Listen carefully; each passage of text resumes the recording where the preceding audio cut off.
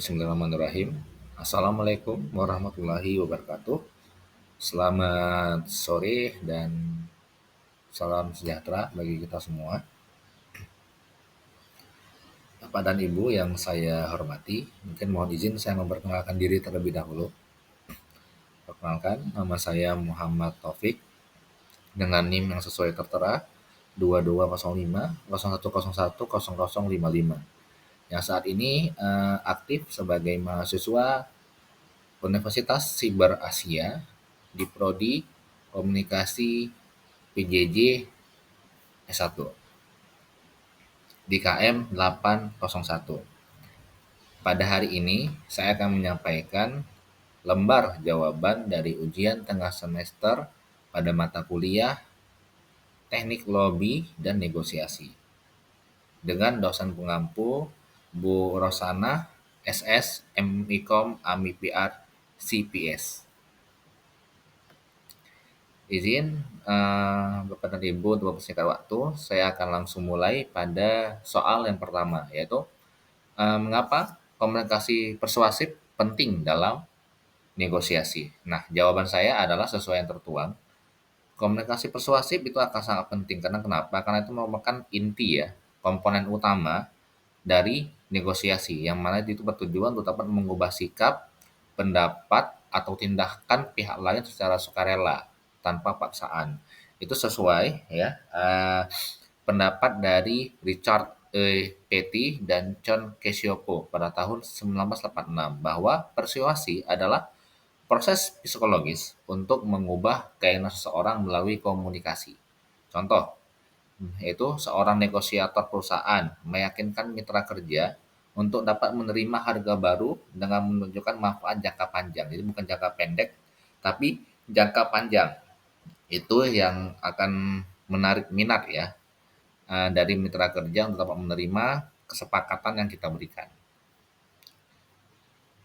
Soal nomor 2 yaitu jelaskan hakikat mendengarkan dalam proses komunikasi. Nah, di sini saya menjawab bahwa mendengar, listening itu bukan hanya sekedar mendengar, tapi memahami pesan yang disampaikan secara aktif. Ini menunjukkan bukti dari rasa hormat, membangun empati dan meminimalisir ya adanya miskomunikasi. Di sini pendapat seorang ahli dari Stephen R. Covey menekankan pentingnya mendengarkan untuk memahami, bukan untuk merespon. Jadi ketika kita mendengarkan sesuatu, kita harus fokus memahami dulu apa yang disampaikan. Ya, jadi bukan mendengar untuk menyiapkan sesuatu untuk merespon balik. Jadi poin utama adalah memahami dulu. Contoh, nah dalam rapat kerja, mendengarkan saran karyawan memungkinkan pemimpin mengambil keputusan yang tepat. Saya lanjut ke poin nomor 3. Di sini diminta untuk jelaskan disertai dengan contohnya untuk 3 bentuk lobby, yaitu yang pertama adalah tradisional, kedua akar rumput, dan ketiga lobby political action committee. Nah, kita mulai yang pertama itu lobby tradisional.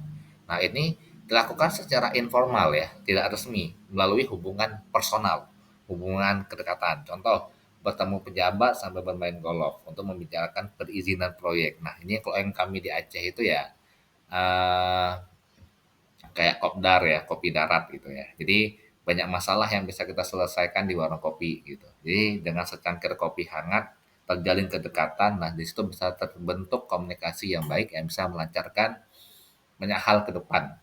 Nah, berikutnya adalah lobby grassroots atau akar rumput.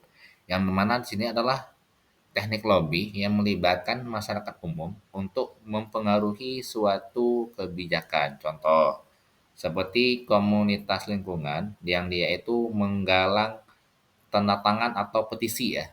Mungkin sekarang kita bisa sering melihat ada ya petisi-petisi online untuk bisa mendukung satu gerakan. Contoh seperti menolak adanya reklamasi.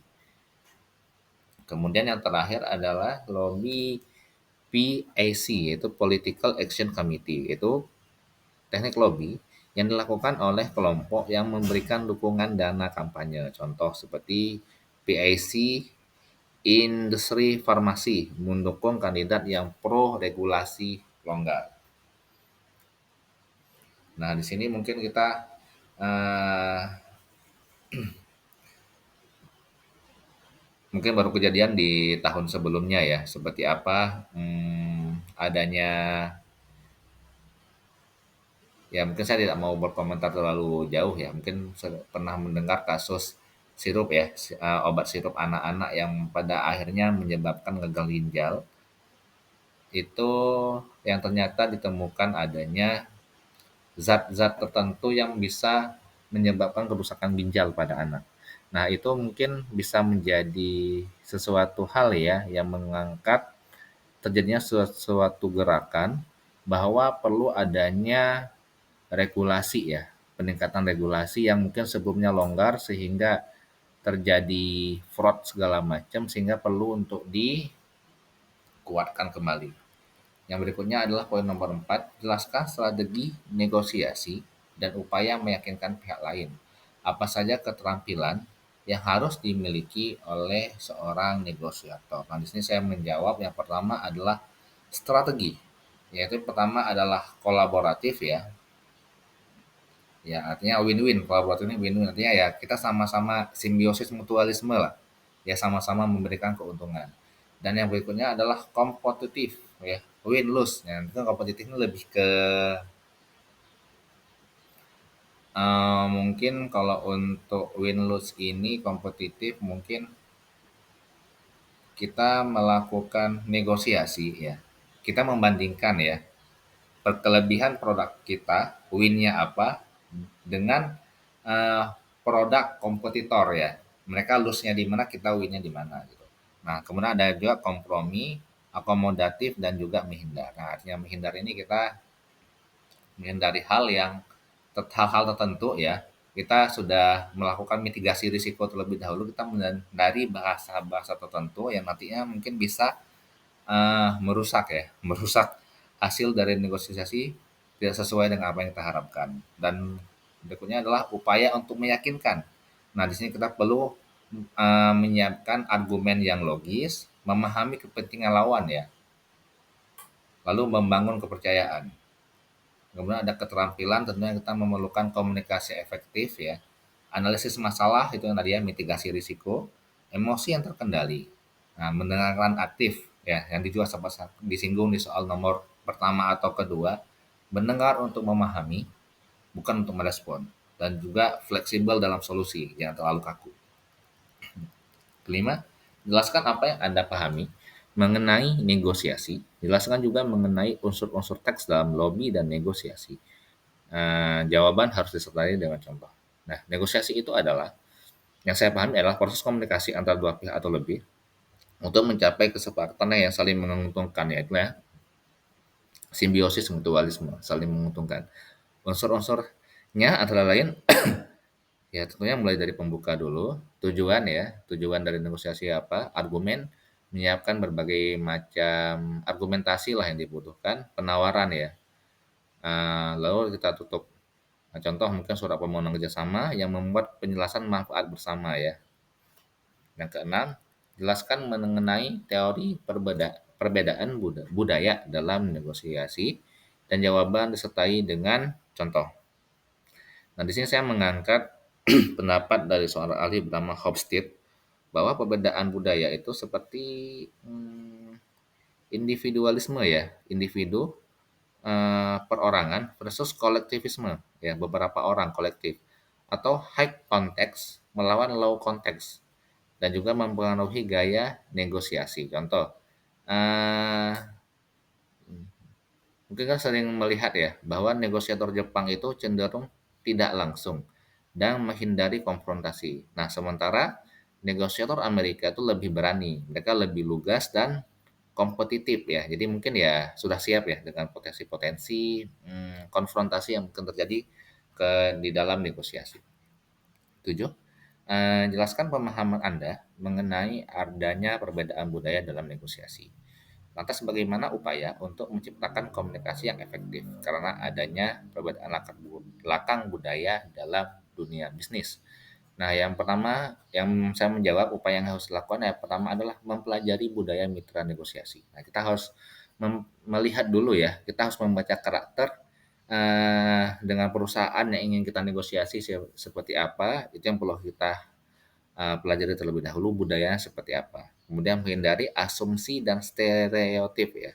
Jadi kita harus, nah setelah kita yang pertama sudah kita pelajari budaya mitra seperti apa, kemudian juga kita harus mempelajari juga asumsi-asumsi yang negatif yang mungkin bisa terjadi dan kita juga harus merencanakan ya, merencanakan mitigasi mitigasi ya untuk bisa menghindari asumsi negatif tersebut terjadi ketika proses negosiasi. Kemudian gunakan mediator atau penerjemah. Ini bila perlu. Mungkin kalau untuk yang mediator ya jika kita mungkin ini dengan perusahaan dengan mitra-mitra luar negeri ya, yang mungkin kita belum memahami bahasa mitra tersebut, mungkin kita bisa memerlukan ya memakai jasa mediator atau penerjemah.